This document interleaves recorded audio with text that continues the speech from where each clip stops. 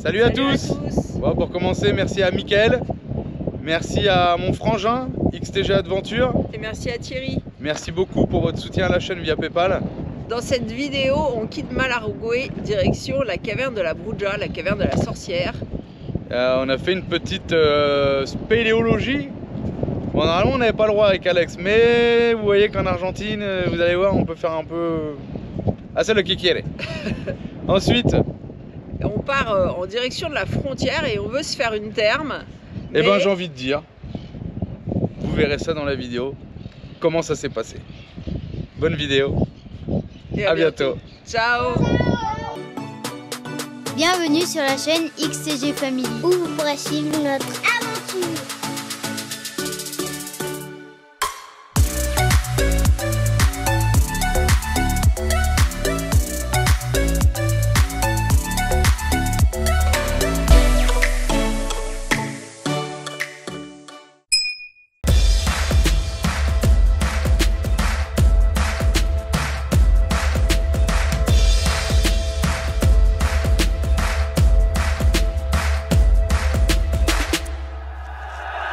Regardez la petite Fiat devant là.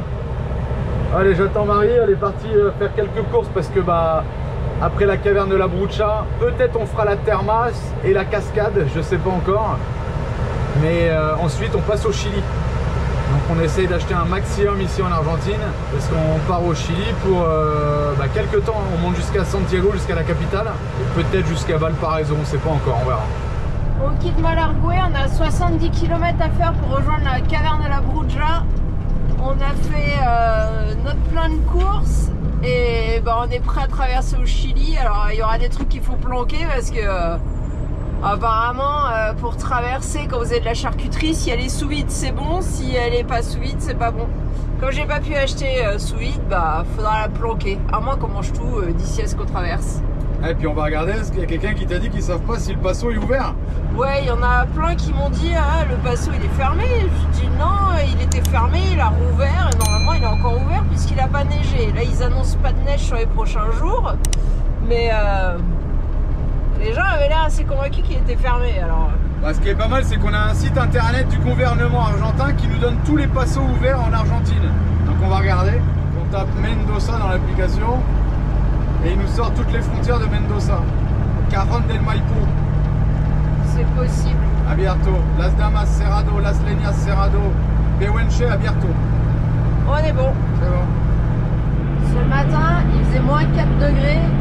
On est à 1800 mètres d'altitude.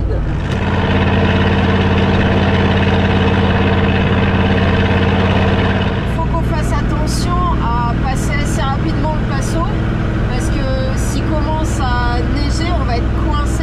Parce que de l'autre côté du passo, c'est quand même dans la montagne aussi. Le passo est à un peu plus de 2000 mètres. Donc il ne faut pas qu'on se fasse coincer au milieu de la montagne. On n'a pas de chaîne ni rien. Regardez, la rivière au contrebas, elle est complètement gelée.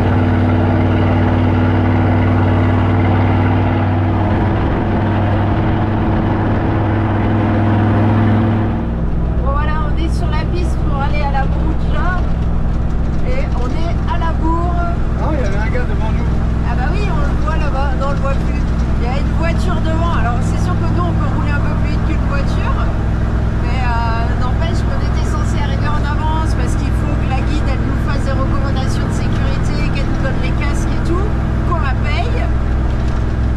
Et on va arriver pile poil à l'heure. Donc en réalité, on est en retard parce qu'on devait être en avance. Perfect.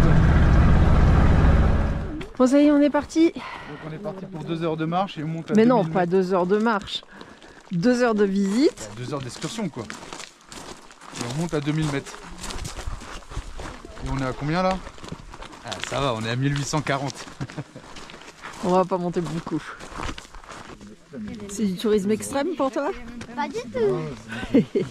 Il y a 70 mètres de dénivelé. La caverne, elle est par là. Mais apparemment, dans la caverne, il y a des fissures, des trucs, faut faire attention, on peut glisser. Il y a une partie, c'est dans un tunnel, je crois, avec une hauteur qui doit faire à peu près 1,20 m sur 6 mètres de long. Donc il faudra qu'on marche penché. Bon, en dehors de ça, je sais pas. Ça a l'air de dire que c'est de l'aventure, alors on va voir. Allez, on arrive à l'entrée de la grotte. Regardez les stalactites de gel. Attends, je vais voir si la pointe a... Non, tu dois pas toucher. La pointe a piqué. Non. Et ça, il a fondu aussi. La zone de Malargüe a été recouverte 5 fois par l'océan Pacifique et 1 fois par l'océan Atlantique. Les dépôts marins sont à l'origine des roches de la zone. Avec les mouvements tectoniques, les terrains se sont soulevés, formant des cavités, le tout aidé par l'action érosive de l'eau. Plus tard, la zone étant toujours humide, le passage de l'eau à travers la roche calcaire a entraîné la formation de stalactites et stalagmites. La caverne présente toute l'année une température de 10 degrés et un taux d'humidité de 90%. Le sol sableux de la première salle, la salle de la Vierge, est constitué de cendres volcaniques datant d'une éruption de 1932. Elle a brûlé toutes les cultures de Malargüe, stoppant net la culture du blé dans la zone. Ce stalagmite, dont le sommet a été arraché, avait l'apparence d'une vierge en prière. C'est ce qui a donné son nom à la salle. Seulement 1800 mètres de la caverne ont été reconnus, mais il est supposé qu'il y a potentiellement 5000 mètres de galeries. La caverne a été découverte en 1920 par un homme cherchant une chèvre perdue. Le secteur est ensuite devenu propriété du gouvernement et en 1990 une zone protégée. Les stalactites se forment suite à la dissolution d'une partie de la roche dans l'eau qui la traverse, suivie par la cristallisation à l'air du carbonate de calcium. Les stalactites pendent du plafond des grottes, tandis que les stalagmites se forment au sol, généralement en face des stalactites. Suivant les éléments transportés dans l'eau, les stalactites peuvent présenter différentes couleurs, blanc, gris, jaune et même rosé. Quand deux formations se rencontrent, cela forme une colonne. Les stalactites sont creuses, contrairement aux stalagmites. Le canal central sert au passage de l'eau. La vitesse de formation des stalactites est variable selon la teneur en sel dissous dans l'eau. Cela peut aller de quelques centimètres par an à moins de 1 mm par millénaire. Une stalactite qui ne présente pas de goutte à son extrémité n'est plus en croissance. Ici, on peut observer le début de l'émergence d'une stalagmite. Toutes ces structures s'appellent des voiles. Leur forme résulte du chemin pris par l'eau.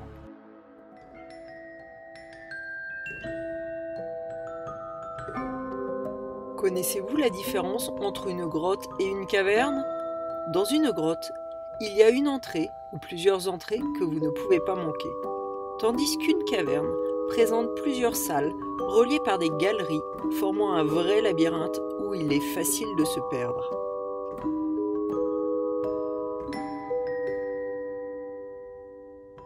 La légende raconte qu'une tribu de la région retenait captive 2 femmes blanches. Pour qu'elles ne s'enfuient pas, ils les avaient blessées aux pieds. Elles réussirent tout de même à prendre la fuite et trouvèrent refuge dans la première grotte, la salle de la Vierge. Les habitants de la région commencèrent alors à voir 2 femmes en haillons, aux cheveux sales et longs, et entendre des bruits effrayants accompagnés de lumière et d'ombre aux aspects fantasmagoriques qui semèrent la terreur chez les habitants. La grotte fut alors nommée Caverne de la Bruja. Un jour, un homme curieux est venu voir. Quand il entra dans la caverne, 2 hiboux en sortirent. Ainsi, il pensa que les femmes s'étaient transformées en oiseaux.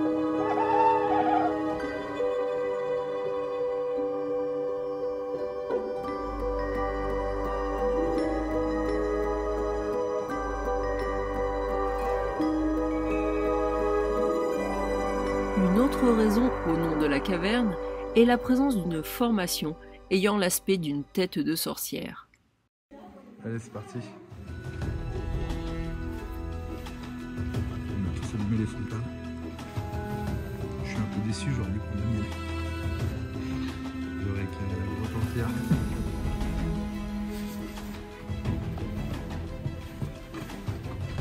Attention, ça glisse.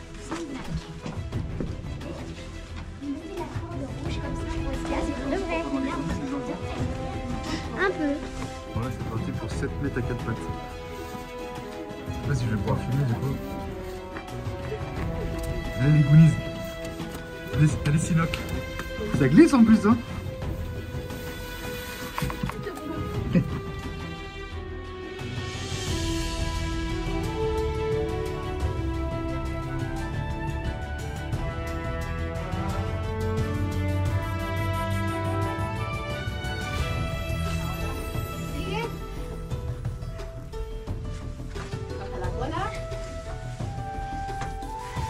Regardez le trou. Ah oui, il y a un petit trou. Ah, c'est l'escalateur là.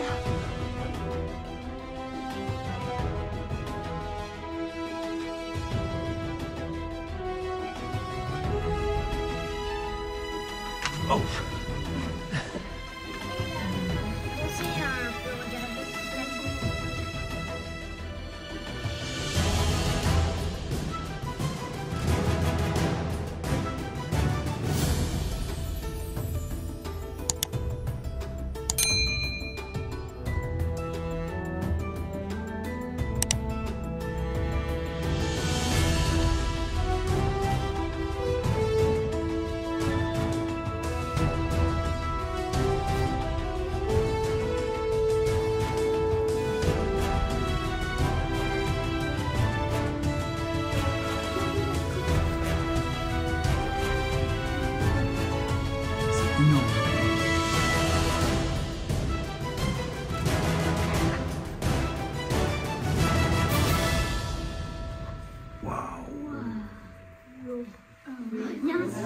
Avec les boules.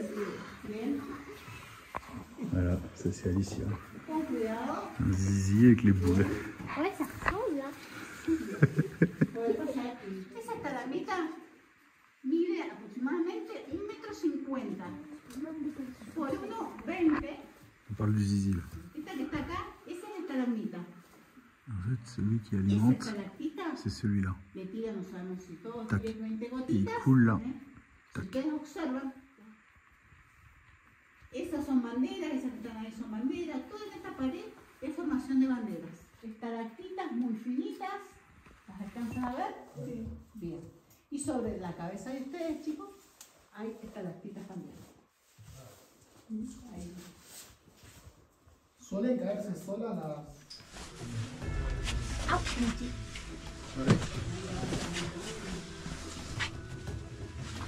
Regardez la gorge. Ah ouais.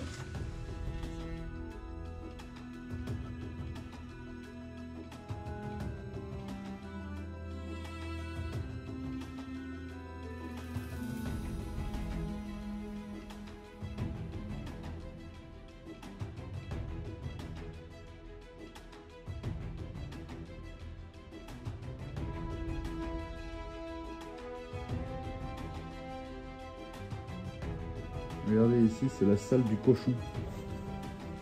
Le nez, l'œil, l'oreille. Et là, c'est les cochons. J'ai l'impression que la guide, elle a plus de mal que nous des fois, non? Hein? Quand t'étais montée la petite montée. Oui, elle n'en pouvait plus. Attention de ne pas vous faire mordre avec le cochon en passant. Et là, on voit bien, on dirait vraiment un cochon. Hein. Avec l'œil et tout. Ouais. C'est pas évident de filmer et de descendre. Glissade, mon ami. Stalagmite.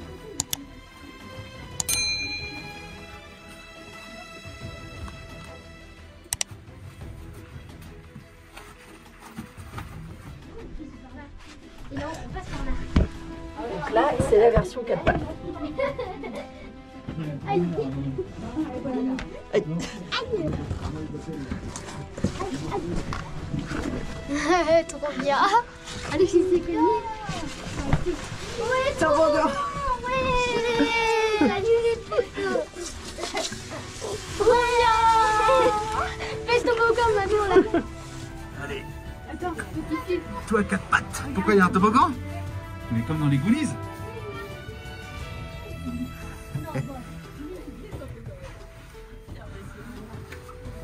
Ça glisse pas.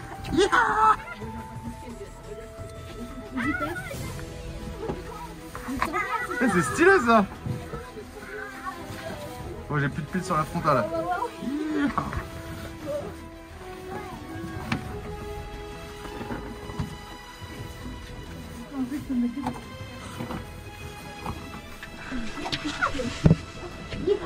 Moi, je vois pas d'escalier, alors on va dire qu'on continue. Allez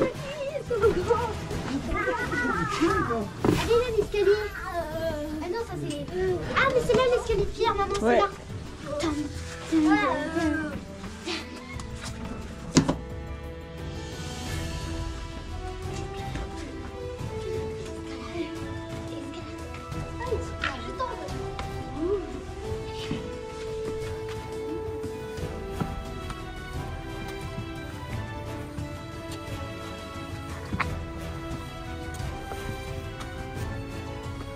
Moi, ils m'ont donné une lampe frontale, il n'y a plus de pile. Heureusement que j'ai amené ma lampe.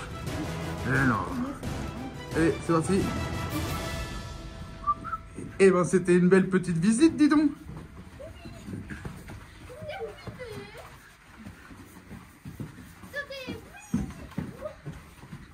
Oui.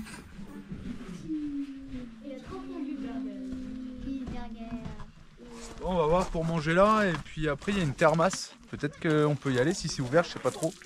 Et Marie a voulu aller à la cascade Monkey Malal, là un peu plus loin, et en fait on vient d'apprendre qu'elle est fermée. On a bien fait de pas aller. Surtout, c'était juste avant, enfin c'était avant, il y a au moins 30 km en arrière, donc maintenant on va avancer vers la frontière. Hein. Les cascades, on va en voir plein là, au Chili. Il va pleuvoir tous les jours. Ça c'est le risque au Chili. Hein. Ouais, du coup on a demandé si la thermasse a été ouverte, apparemment elle est ouverte, mais il faut passer la douane de l'Argentine et pas la douane du Chili. Donc il faut leur dire qu'on va passer la nuit au pire à la therme, parce que sinon la dernière plaque d'immatriculation qui est passée en plaque à la frontière d'Argentine, si elle n'est pas sortie à la frontière du Chili, ils viennent nous chercher. Donc il faut leur dire qu'on va s'arrêter à la thermasse. Ouais, si là on s'arrête il à la est thermasse. 15h30 Et ça ferme à 18h. et la douane ferme à 18h. On va manger vite fait et on y va. Ça marche, c'est parti. Ce qui est bien avec cette échelle métallique, c'est que même s'il y a une pierre, Ouais, parce que là elle touche pas le sol. elle bouge pas, regardez. Bon, elle pèse. Ah bah si, elle bouge. C'est calé, ça y est. C'est vrai qu'elle est top quoi. Alors, Non, non, on mange le sandwich. on est parti à 13h40. Il faisait 5 degrés dehors, 21 dedans. Là il est... Ah, faut que tu viennes voir, regardez. Ouais. Pour dire que l'isolation est quand même assez bonne parce qu'on perd pas tant que ça en température. Ouais. Il fait plus chaud, il faisait 21,4, il fait 21,7. Ça c'est parce qu'il y a le soleil qui doit taper Ouais. un peu sur le camion. Et pétacoula. Ouais. Si vous cherchez un camion équipé grand froid, bah attendez que la XTG avant le cire, hein. Pas tout de suite. Parce hein. qu'il n'y en a pas sur le marché encore. Hein. C'est parti. La piste, direction la frontière.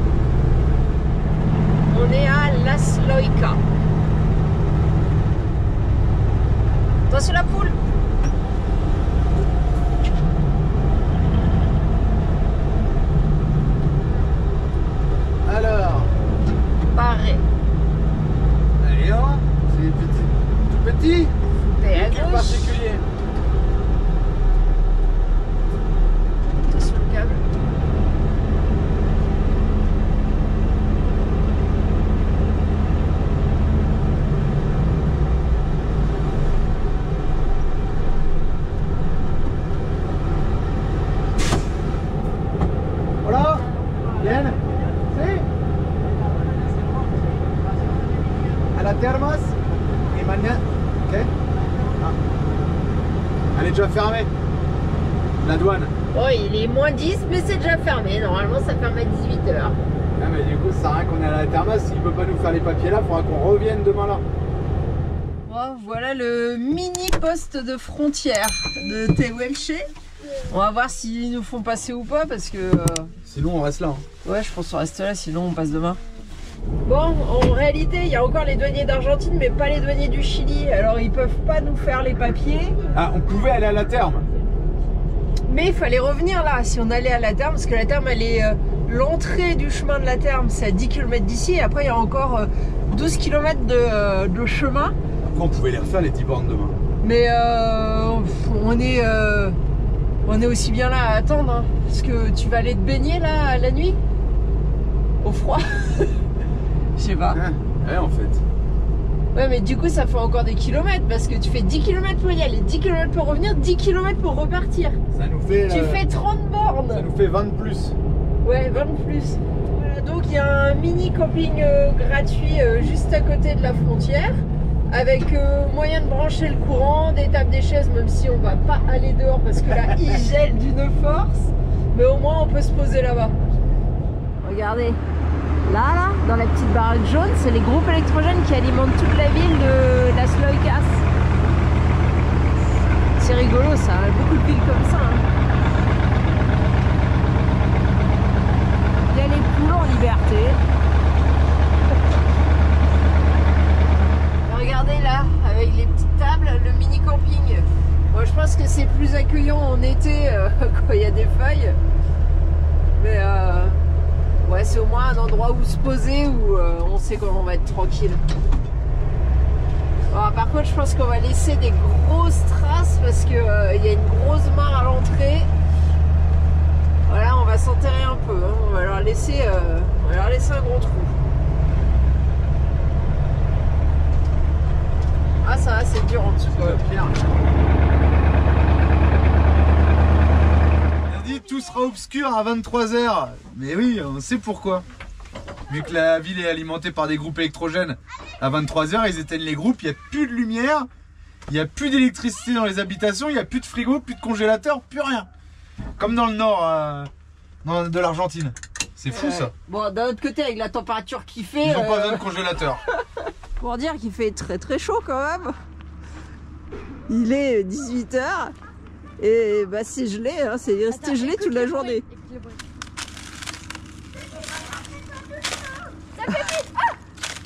Ouais, stop les conneries là. Attends, viens écouter là. Attends, non. Vas-y, fais ton ASMR. Mais c'est non.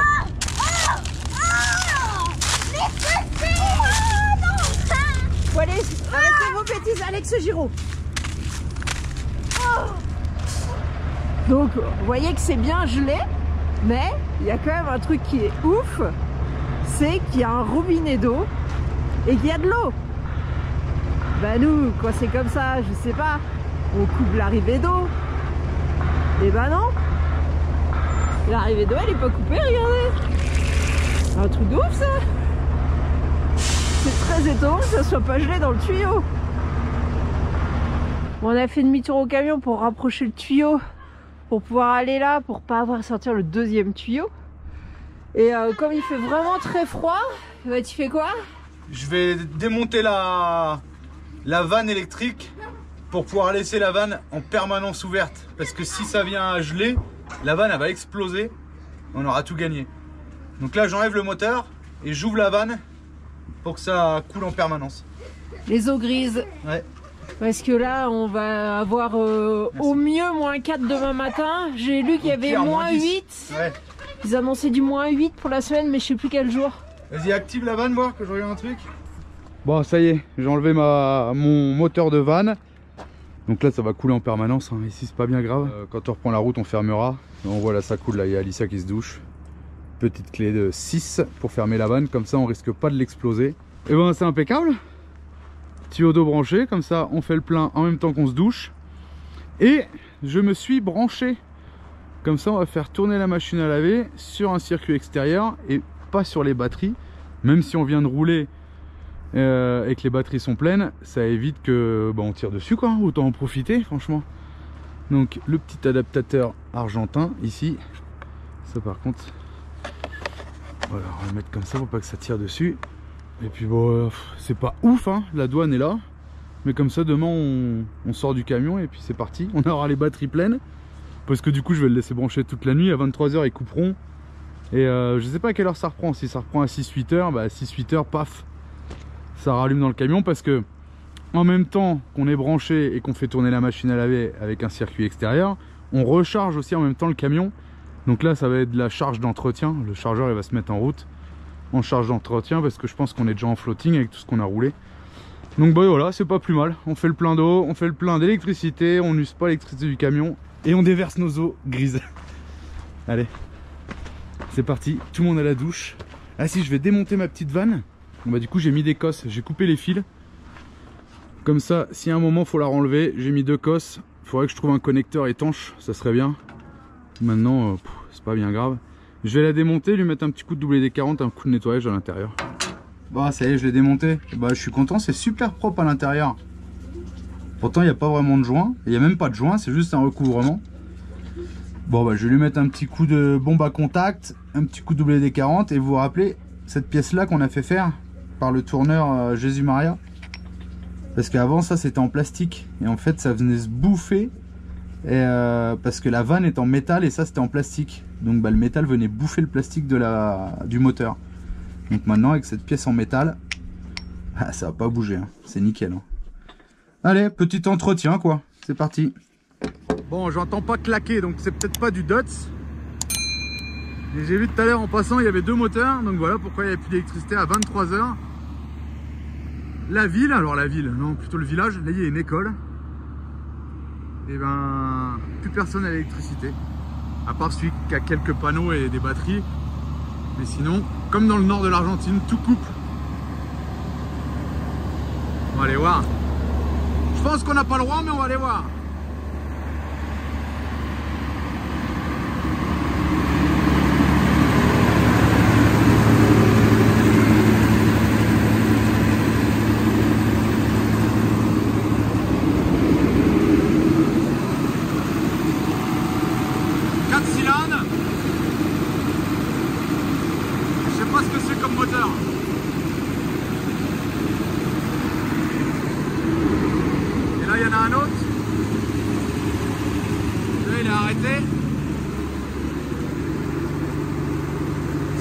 En ligne.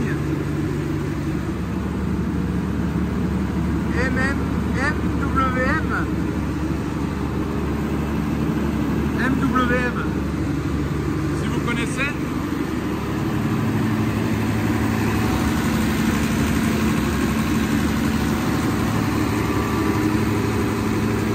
Bon voilà ce qui alimente la ville. Et ça tourne, alors que celui-là il tourne pas H24 hein, parce qu'il coupe à 23 h. Jusqu'à quelle heure je sais pas par contre. À mon avis 6 h du matin ça va reprendre. Dans le nord des fois ça reprenait à 6 h.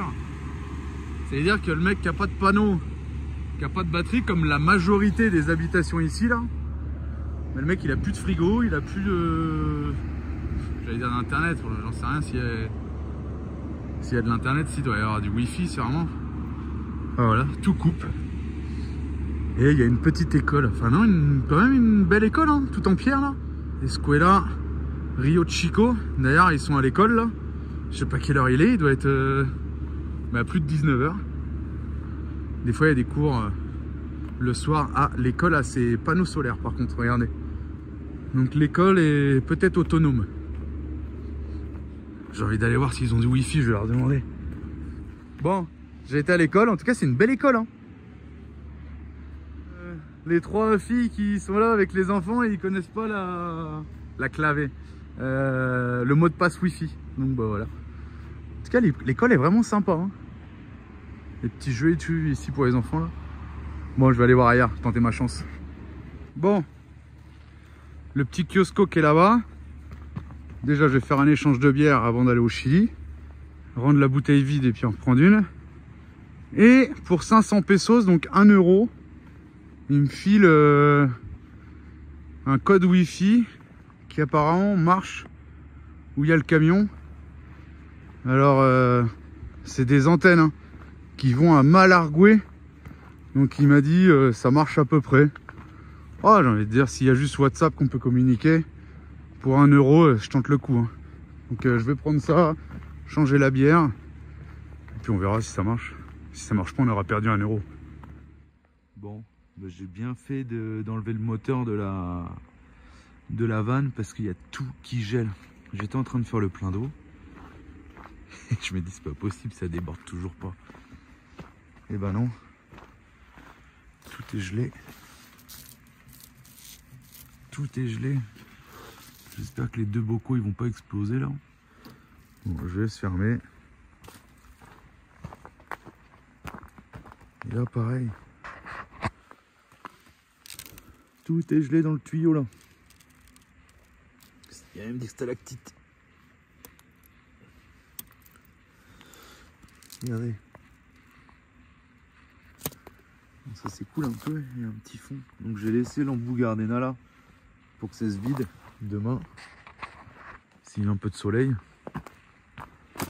Et pour ici, j'en sais rien. Je pense pas que ça va geler. Non, la purge elle est molle là. Par contre celle elle est dure. On va pas appuyer pour pas la péter. Je peux débrancher là. Ici ça va pas geler. Je vais laisser brancher. Ça va protéger un peu ici. Puis je vais fermer juste comme ça. Histoire de dire que c'est protégé. Pas trop mais bon. Il est 23h03. Il y a encore les lumières. La machine tourne encore. Et j'entends les groupes tourner.